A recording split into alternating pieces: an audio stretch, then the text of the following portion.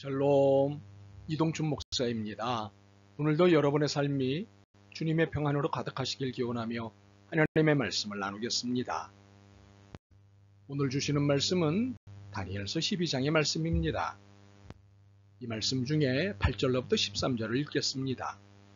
내가 듣고도 깨닫지 못한지라 내가 이르되 내 주여 이 모든 일의 결국이 어떠하겠나이까 하니 그가 이르되 다니엘아 갈지어다. 이 말은 마지막 때까지 간수하고 봉함할 것임이니라. 많은 사람이 연단을 받아 스스로 정결하게 하며 희귀할 것이나 악한 사람은 악을 행하리니 악한 자는 아무것도 깨닫지 못하되 오직 지혜 있는 자는 깨달으리라. 매일 드리는 제사를 폐하며 멸망하게 할 가증한 것을 세울 때부터 1290일을 지낼 것이요 기다려서 1335일까지 이르는 그 사람은 복이 있으리라. 너는 가서 마지막을 기다리라.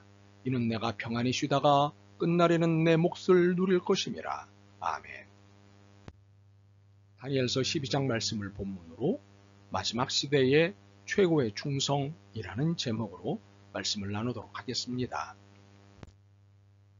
이단의 공통의 특징 중 하나가 종말 사상을 끊임없이 강조하면서 현실을 무시하도록 만드는 것입니다. 그러나 예수님은 너희는 세상의 빛이요 세상의 소금이라고 하셨습니다. 이는 우리가 처해 있는 현실 속에서 빛을 발하고 소금의 역할을 다해야 한다는 말씀입니다. 예수님은 다니엘에게 말씀하셨습니다. 가거라. 이 말씀은 비록 언제 그날이 오게 될지는 알지 못하지만 그것을 염려하지 말고 현실로 다시금 돌아가서 주어진 삶 속에서 빛과 소금의 역할을 다하라는 말씀입니다. 주께서 우리에게 주신 일들은 모두 중요합니다. 그래서 이런 말이 있습니다. 사는 것은 오늘이 마지막인 것처럼 살고 일하는 것은 영원히 살 것처럼 일하라. 부지불식간에 예수님이 다시 오시더라도 우리는 예수님을 부끄럼 없이 맞이할 준비를 해야겠지만 그러나 우리에게 주신 사명은 영원히 살 것처럼 최선을 다해야 합니다. 그렇다면 이 마지막 시대를 살아가는 우리에게 다니엘 12장이 밝힌 중요한 신앙 덕목은 무엇일까요? 두 가지로 하나는 인내이고 다른 하나는 신실입니다. 먼저 인내를 살펴보겠습니다. 다니엘에게 계시된 이 놀라운 미래의 일들, 즉 환란의 때는 언제 끝이 날까요? 종말의 날은 언제일까요? 다니엘과 함께 있던 한 천사가 모시옷을 입은 사람, 즉 그리스도께 이 질문을 던집니다. 이런 놀라운 일들이 끝나기까지 얼마나 더 오래 있어야 합니까? 그런데 이 질문에 돌아온 답은 두 종류였습니다. 첫째는 한때와 두때와 반때이고 둘째는 1335일이었습니다. 한때와 두때와 반때에 대한 해석에는 무기한으로 이해하는 것과 정해진 것으로 이해하는 것이 있습니다.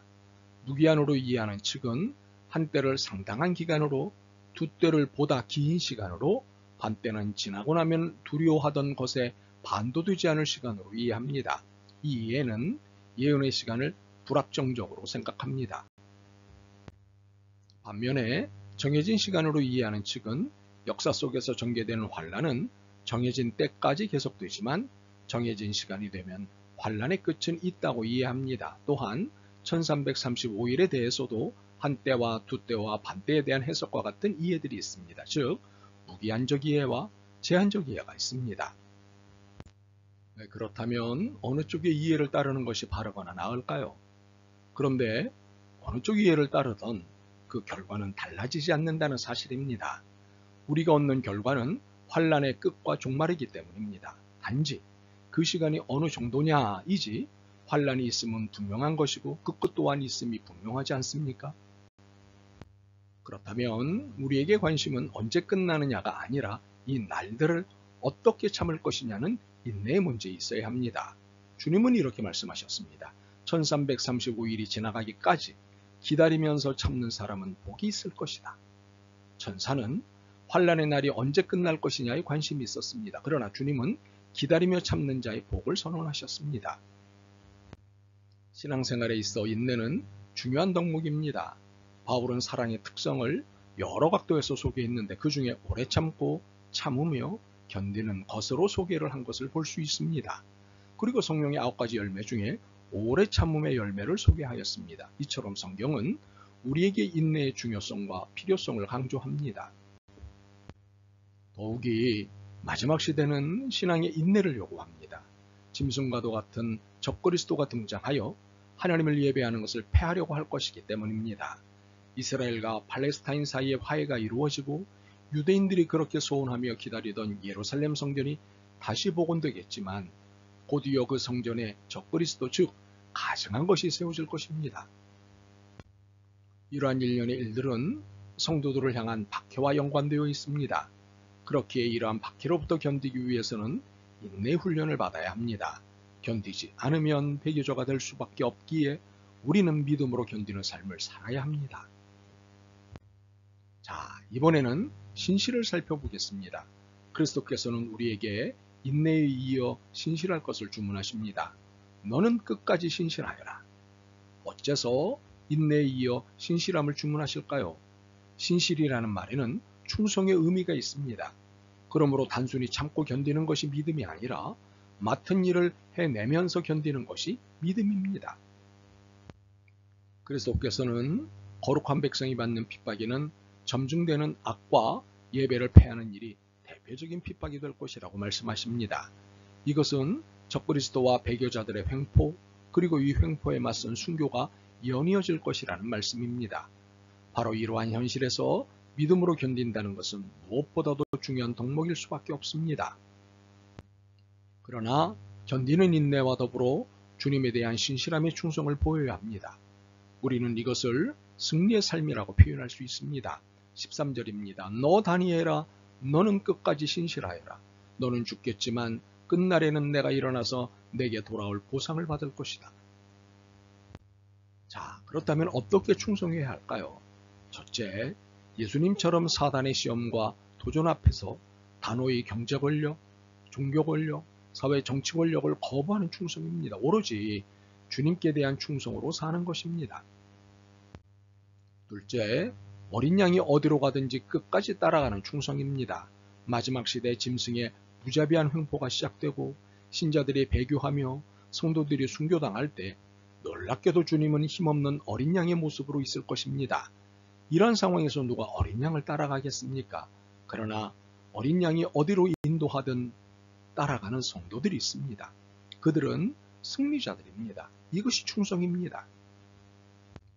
셋째, 그 입에 거짓말이 없고 흠이 없는 충성입니다.